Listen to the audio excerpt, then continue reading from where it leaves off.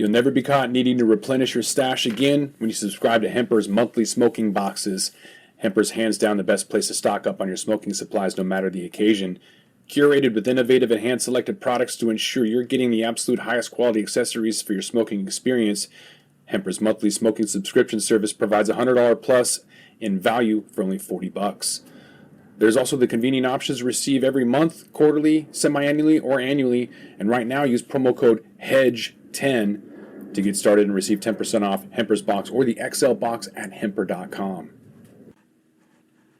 Lifted Drinks. Join the party, skip the hangover. Created by hemp and cannabis lovers, Lifted is an amazing, tasty, non-alcoholic beverage created to improve any evening in or weekend out. Lifted is 100% hemp cannabis, 100% consistent, 100% of the time. We could ship anywhere in the U.S. Just add ice or mix it with your favorite beverage. Check them out at lifteddrinks.com. That's LYFTED drinks.com.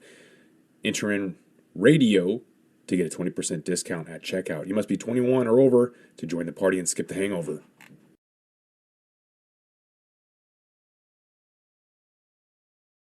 Hi, everybody. Welcome back to Green Rush Live, our regular Friday afternoon business of cannabis show that we run here on the Pro Cannabis Media Network. I'm Jimmy Young, the founder of Pro Cannabis Media. And every half hour, I've got to do this reminder again. Please like, share, and subscribe, not just to this show, but all of the Pro Cannabis Media content that's out there. We're about 480, I think, subscribers away from getting to the 10,000 mark on YouTube. So if you happen to be watching this on YouTube and you're not a subscriber, please do. We will not hit you up with anything because we won't get that data, which is another story for another day. But right now we're talking about lobbyists, and we've got a great panel of lobbyists in with us, along with Josh Kincaid, who's a regular with us and our Washington State correspondent for our We Talk News show that follows this every Friday at 6 o'clock. Let me introduce everybody, Josh, and then I'm going to throw it right back to you. As someone who's a regular, and we so appreciate his regular appearances here on Green Rush Live, is Michael Correa from the NCIA, the Director of Government Relations. Michael, great to see you again. Hey, Jimmy, nice seeing you. And just to let you know, I'm on vacation out in California, and normally I'd say no, but for you, I got the call and I was like, I'll do this. So, hey, it's the power of Jimmy. Thank you. I appreciate that. I'm a very sensitive guy. That means a lot to me. I really do. Chris, you are with the Marijuana Policy Project. Tell me a little bit about exactly what you do, and then we'll go to Amy. Go ahead. Sure. So I'm the new guy here. Very nice to be here. Thanks for inviting me on. So Marijuana Policy Project is most often out in states doing state work, whether that's passing medical cannabis or adult use laws. It does it either through lobbying directly at the legislative level or through voter initiatives. I had the good fortune to work in the lobbying division under Karen O'Keefe, who some of our, or maybe many of our listeners may know of. She's very often involved in this at the state level.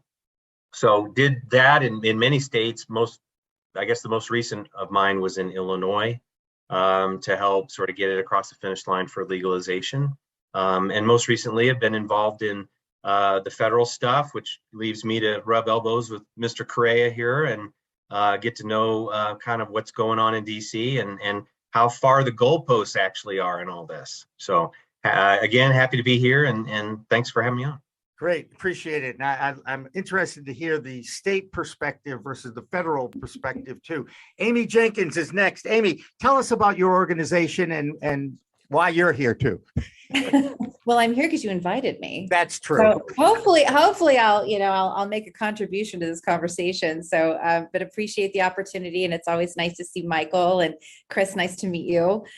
So I own a firm in Sacramento, Precision Advocacy, and I represent a number of cannabis clients in California, including the California Cannabis Industry Association, which represents about 400 members currently, over 750 brands, and about 15,000 employees. So we are the most influential, I would say, trade association right now. There are others that are lobbying the state capitol to enact different cannabis reform endeavors, including tax reform, which is the big conversation right now. So I also have some individual clients. I also represent California companies, and that's my pleasure to be here. Terrific. Josh, I'm going to throw it to you for the first comment, questions, and you could call on any one of these three guests for us. Go ahead.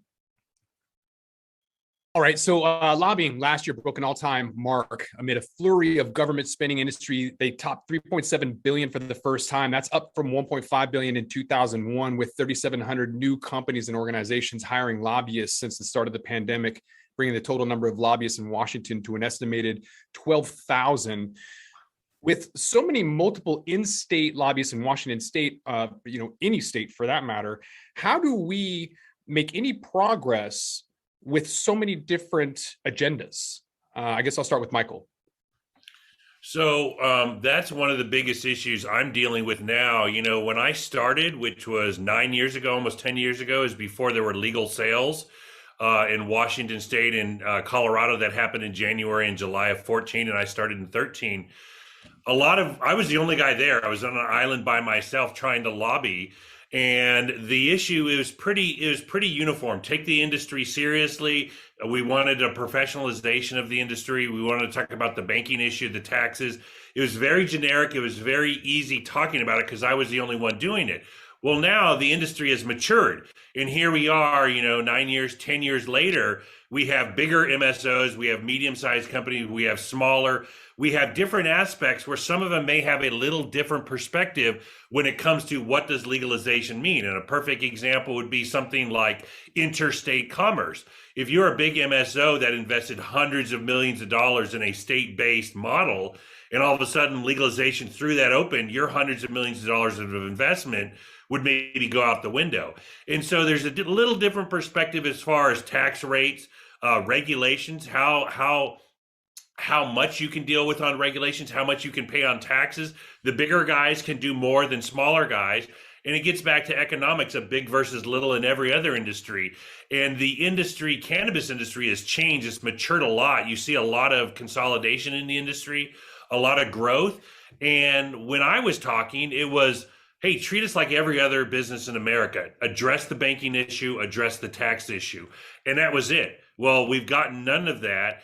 And now they're talking about legalization. What does legalization look like? What do regulations look like? And now that's where you're seeing some of these differences pop up. And that's just within the industry. And then you have industry sort of versus advocacy in their approaches about drug legalization, drug reform. So when you're on Capitol Hill, one of the things I always wanted to do was have one unified message. This is the cannabis industry, and this is what we want. And now there's little nuances, a little popping up. So you are a friend on Capitol Hill that wants cannabis reform. You hear one perspective and you go, sounds good to me, and then you support it, and it may not be the full picture. And that's one of the things I'm fighting for right now, is just representing the industry as a whole, not one company, not big companies, but just the industry as a whole. But you're starting to see those nuances pop up in different ones, and having Capitol Hill hear different voices, it's a challenge. To your point, Michael, I just talked to the CEO of Riv Capital, who spent $250 million going to New York. And I said, you must know something we don't, because you wouldn't spend that if you thought legalization was going to happen. Yeah. Amy, you're nodding your head. Do you have anything that you want to add to Michael's comments? Well, I was certainly relating to, I think, the fragmentation of the industry. I mean, I think when we first started lobbying in Sacramento, we were all a unified voice. And I think we're all continuing. When I say we, it's the different associations and different stakeholder groups. I think we are trying to align ourselves around some key policy objectives, but I certainly appreciate the situation that Michael described, because I'm experiencing that in real time in California. You have small farmers, you've got different associations that are springing up to represent different segments of the supply chain. You've got multiple new equity associations. So it's very, very hard to find alignment when you have so many competing interests. But I also want to go back to your prior initial question about how do you penetrate? Like, how do you make your voice heard when there are so many competing interests? And the way I started was, as Michael said, you normalize, but the other thing I did is you have to tell a story from a local district perspective. And so I had to go one district at a time and really figure out what made that policymaker tick and how cannabis was relevant to their district. So low-hanging fruit were legacy communities that have already accepted cannabis in those communities. But then when I had a legislator that was very pro law enforcement, that's where you focus on, unlicensed market versus licensed, and how you can regulate and control and reduce crime. But, my strategy was always, really trying to identify what is going to make that particular policymaker tick. And I continue to do that to this day. But as cannabis has become more normalized and we're generating significant revenue in California, it has become far more mainstream. So most legislators let me in the door. But it really started out with that level of basics. And Chris, how about you? Well, the longer we go, the more complicated it gets. So those interests, just as Michael outlined, get more specific. And I just go back to a really simple analogy. And it's when, in World War II, at the very beginning, it wasn't hard for people to sort of rally around the idea that Hitler's a bad guy and we need to deal with this. But on the other end of that same war, it's not about whether or not it's a good idea. It's about how are we splitting up Germany? How are we going to manage the situation? And that's kind of the situation where legalization is upon us. 37 states have some program in place where their citizens get access on a regular basis, and there's an industry that supports them. We just have done it badly because the federal government hasn't done anything yet. And so, we don't really debate anymore whether or not we should. We just sort of have to deal with all of the messiness along the way. And the longer we go, the more entrenched interests get, because that's what happens. You create a system and businesses start operating in that system. They didn't make the rules. They just work in the system.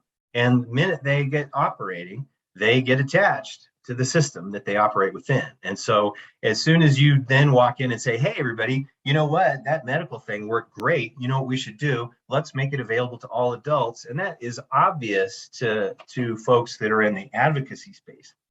But if you're a business, what you're now talking about is bringing in who knows how many, potentially a theoretically unlimited number of competitors, right? And so you're now in a situation where your early adopters, the ones that got in, are now very likely going to be finding ways to sort of make sure they're going to be taken care of throughout that whole process. And so now you have interests that start to diverge. And hey, anybody in the world can hire a lobbyist.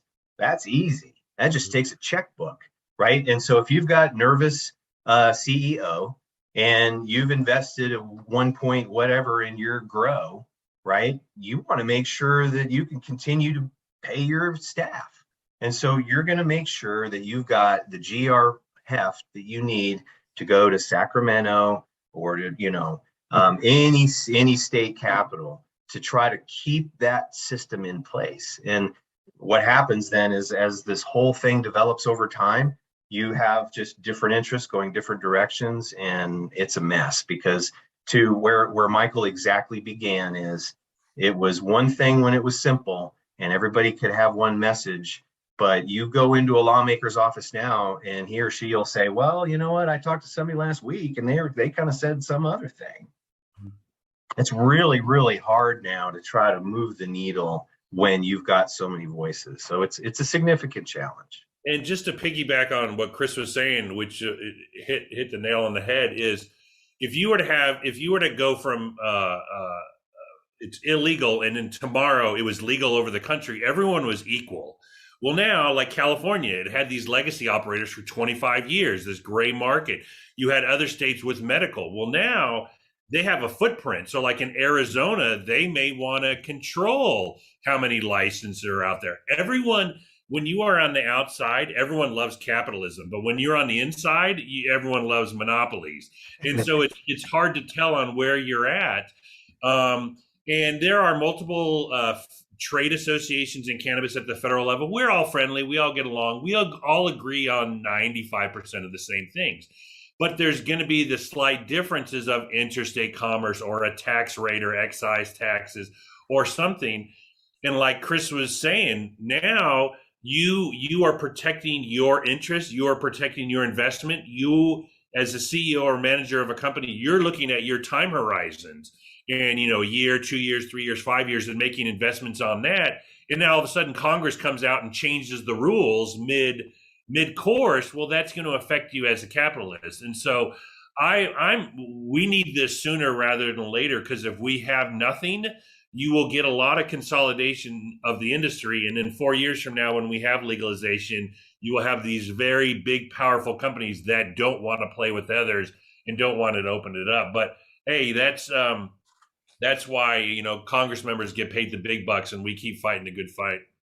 Did you just have a crystal ball prediction that legalization is going to happen in 4 years? I actually heard the same thing. I heard 4 years by Michael. Didn't you, Josh? Did you hear that?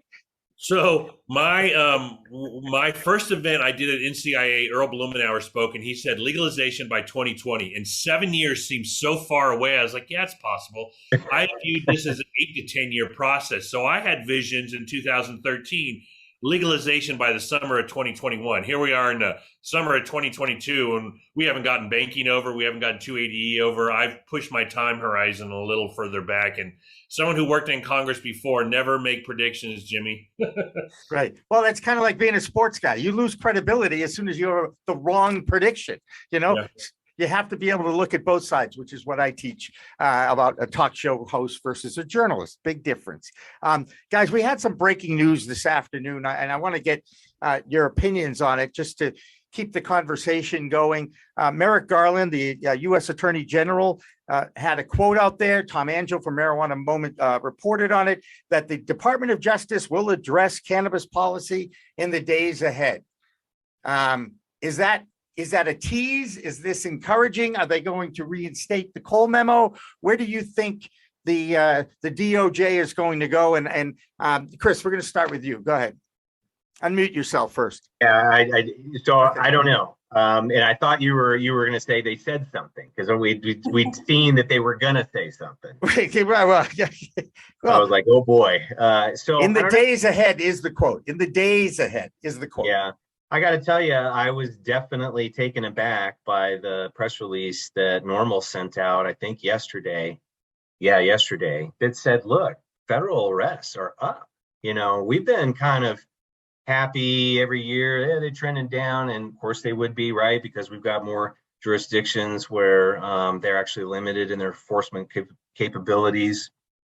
But those numbers really tell me that we're definitely not out of the forest yet. So I think it's easy to sort of be in this space because everybody that you talk to kind of loves what you're doing, and businesses are all excited, you know, generally. And that we are in kind of an ecosystem of support, but it's not always really the case. So we'll see what happens.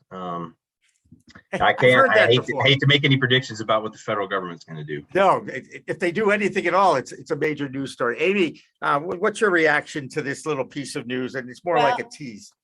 I would say it's more like a tease, but I tend to focus on state lobbying. And so where there's an impact at the federal level, obviously I track. I would imagine Chris and Michael have a better read as to what that might mean.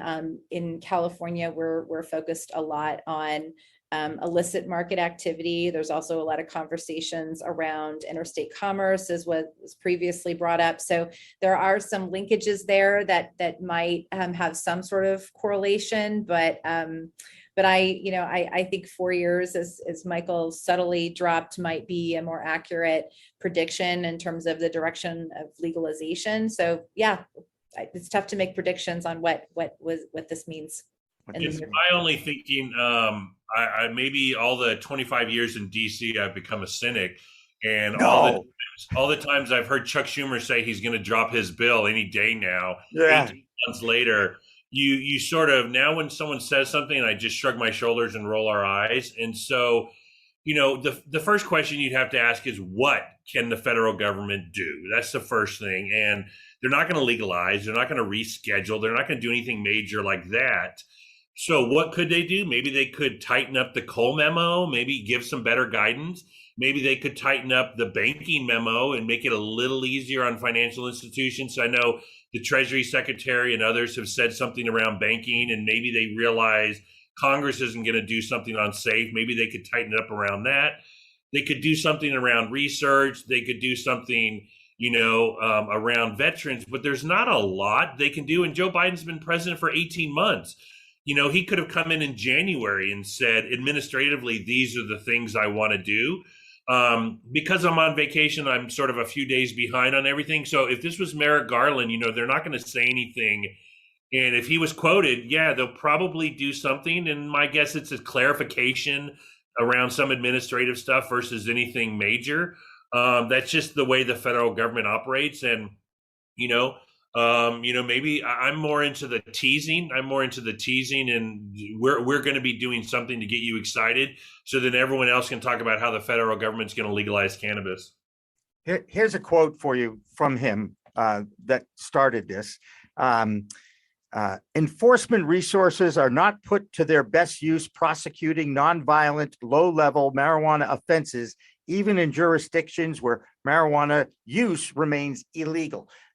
This is a constant theme that I keep hearing from law enforcement for years now. They don't want to prosecute. They don't want to arrest any more people about cannabis because they don't want to fight for it more than anything else, especially in legal states. If you look at the gist of the Cole memo, which was what, Chris, 9 years ago, 8.5 years ago, something like that.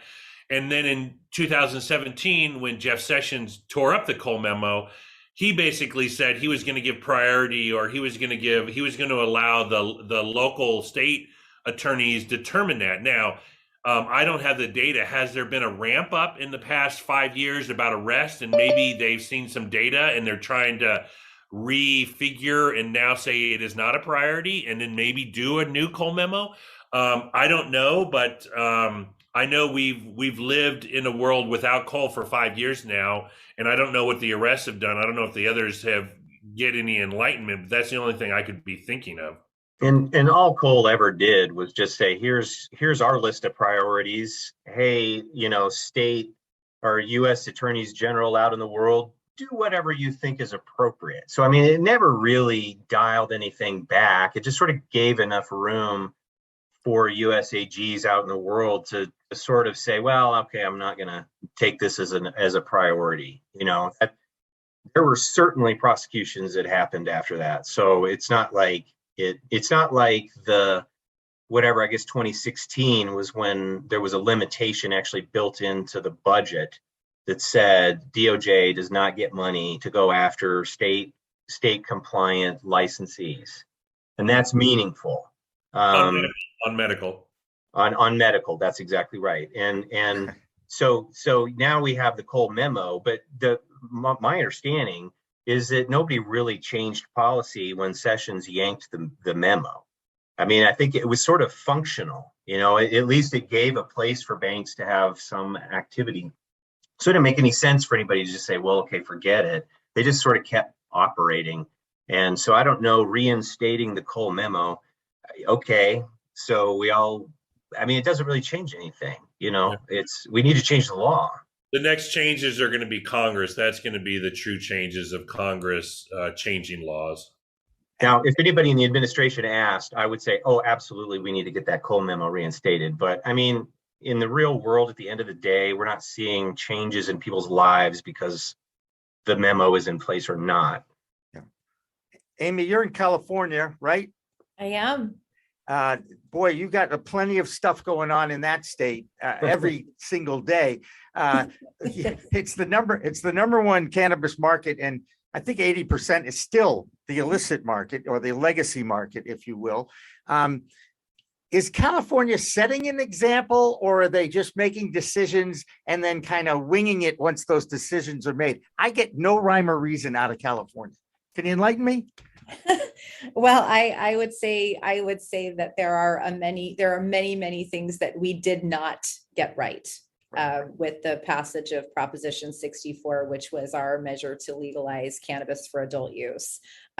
It's certainly job security for me, from the standpoint that I have spent the better part of my time since its passage in 2016 trying to steer the ship in the right direction and address some of the areas that are not entirely functional. So whether that is our very complex system of tax collection, the rate at which we're taxed. There's a lot of people that have real concerns and for better or for worse, but the reduction in penalties. So, the fact that cannabis, illicit cannabis is a misdemeanor has led to a huge uptick in unlicensed market activity. There's a whole host of issues that have been challenging. I will say where I think we are moving in a positive direction has been our significant investment in social equity. I think California is leading the charge in terms of trying to create a path for those communities most impacted by the war on drugs. But by and large, there is a lot to fix. And so hopefully the other states can learn from some of the mistakes that we've made along the way. And so I think California continues to be a trailblazer in some respects, but also there are lessons in what not to do that I think other states should really pay attention to. And just to piggyback on top of what Amy said, as a California native and actually in California right now, California led everything cannabis. I think it was sort of the leader on cannabis because it's such a big market. And there are a lot of lessons to learn on, what they did wrong. And one of the biggest issues is because you don't have federal legalization, you're going to have price differences. And California is growing some of the best stuff and at a good price because we have such an agricultural background. That's going to be leaking out of the market. There's going to be diversion until you have some equilibrium. I guarantee you, if you made tomatoes illegal across the country, there would be a illegal tomato market going on because California grows them well. It's just something about the market. But with that being said, I do want lessons being learned because what works, what doesn't, as far as taxes, higher taxes, regulations, there is no perfect legalization bill, but when Chuck Schumer is going to drop his bill, we as the cannabis industry are worried that these tax rates are going to be too high. It's not going to be good for the industry, and it's going to lead to this illicit market staying around because the taxes are too high. So you have to be, a lot of policy people in DC aren't thinking like that, but that's my job, is to educate and keep getting that message out of why we need to do legalization right, and the lessons we learn from states like California, Colorado, Washington, Oregon, some of these others that have been doing it for a few years now. Right. We learn more from our mistakes. Hey, Josh, Washington, have they learned anything? Have you learned? I mean, it seems to me they're still kind of almost going back in time and redoing what they did 10 years ago. Yeah, I think you learn more from your mistakes. Practice doesn't make perfect, failure does. And Washington State is probably the best learning experience. We are a petri dish experiment here. The most competitive marketplace in all of North America is right here in Washington State. 2,000 SKUs in any store and no vertical integration. So none of the stores care about the brands. They'll just put 2,000 SKUs up and then good luck competing against that. Granted, a lot of brands have, a dozen or so different brands with underneath them to kind of create all of those products. But what we're seeing is, still a Class C felony to maintain and operate a marijuana lounge. We're seeing it's a felony to grow at home unless you have a license, a medical marijuana card. So there's all kinds of issues in this state, and it's going nowhere fast. Right. Hey, before we go, I do want to get a comment on interstate commerce, because it seems to me that interstate commerce does exist in the merchandising, in the branding. You are seeing brands going across state lines for edibles, for tinctures and other things like that, but not flower, at least not legally. But it still has to start with the flower.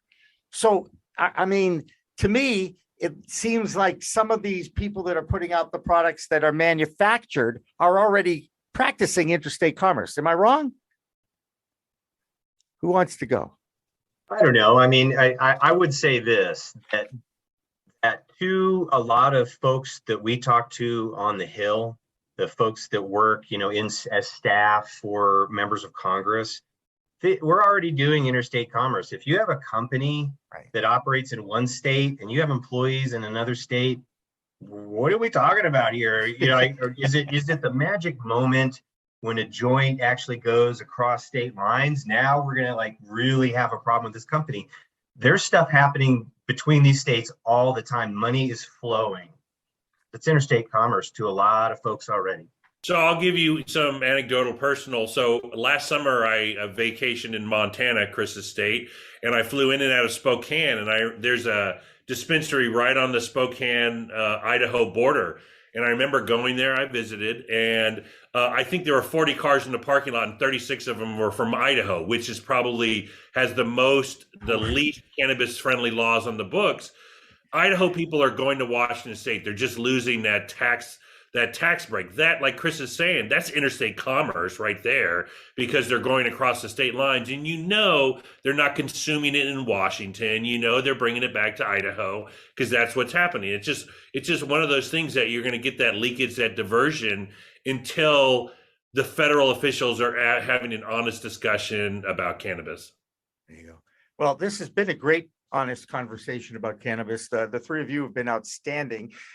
Michael, you're going to have some competition for your guesting here on the show. I can tell you that both Chris and Amy passed the test, and you will always have a special place in your heart for us, just because you're on vacation and you still made the time for us, and I appreciate that. Hey, well, I always appreciate it. And Jimmy, we're going to hopefully do a lobby days in a couple of months and coming to DC. So once you get the notice, come on down, visit us. It's been 3 years. People are getting an itchy trigger to want to go and visit the Capitol, and we got to get Congress to do something before the end of this session. Right. And I was at the last one in 2019 in May. And because my brother lives in Chevy Chase, it makes it somewhat convenient for me. But I'll be honest, I haven't seen him in 3 years except on Zoom, because they have grandkids. I mean, you know what happened, guys, more than anything else. Because we only have one guest the next half hour, I'm going to offer, if you guys have time and want to stay, you certainly can. Michael, being on vacation, you're already excused, okay? So go and enjoy your time in your home state in California. And we're going to have more of Green Rush Live after this. Don't go away. Don't forget to smash that like button on your way out and check out these other videos that we've got.